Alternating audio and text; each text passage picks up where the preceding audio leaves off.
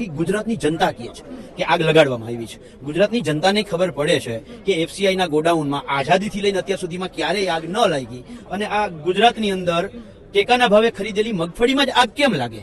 એનું કારણ એ છે કે અગાઉ જે ગોંડલના ગોડાઉનમાં આગ લાગી, જેતપુર પેઢલામાં આગ લાગી, કે બીજે જ્યાં જ્યાં પાટણમાં આગ લાગી, એ દરેકનું ઇન્વેસ્ટિગેશન જે થયું છે એમાંથી હું ગોંડલનું ઇન્વેસ્ટિગેશનનો રિપોર્ટ આપણી સમક્ષ મૂકું છું.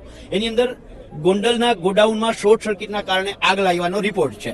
હવે વાસ્તવિકતા એ છે કે ગોંડલનો જે ગોડાઉન જે તે સમયે આગ લાગી ત્યારે એ પીજીવીસીએલનું કનેક્શન જ નહોતો ધરાવતો. તો પીજીવીસીએલનું કનેક્શન ના હોય તો વીજળી ના હોય, વીજળી ના હોય તો શોર્ટ સર્કિટ કેવી રીતે થાય? એટલે જે તે સમયે રિપોર્ટ બનાવવા વાળા એ જોયું નથી કે ઉપરથી તાર આવે છે કે નથી, નજીકમાં ક્યાંય વીજ થાંભલો છે કે નથી. આ એટલે માણસ ખોટું કરતો હોય ને ત્યારે નાની મોટી ક્યાંક એકાદી ભૂલ કરી દે. આ એક ભૂલ હવે આ રીતે બચાવવામાં આવ્યા છે. ત્યારે ગુજરાતની તમામ ચેનલોની અંદર ભાજપ વાળાઓ આવીને કહેતા હતા કે એક પણ મગરમચ્છને છોડવામાં નહીં આવે. આજે જમાવટના માધ્યમથી પૂછું છું કે 2019-20માં જે આગ લાગી એમાં કયા મગરમચ્છને પકડીને જેલમાં નાખ્યો છે? એક પણ ને નહીં, નથી નાખ્યો. એટલે પાછું, અને આ વખતે તો ભાજપના ધારાસભ્યો કહેતા હતા કે મગફળીમાં કૌભાંડ થયું છે, જુનાગઢમાં યુપીની મગફળી આવી છે. આ ભાજપના ધારાસભ્યોનો આક્ષેપ હતો, અને એ આક્ષેપ ક્યાંક ને ક્યાંક અંદરની જે બુલફાઇટ હતી એ ક્યાંક બહાર ન આવી જાય, ક્યાંક કૌભાંડ પકડાઈ ન જાય, એટલે આ મગફળીના આગ લગાડવામાં આવી.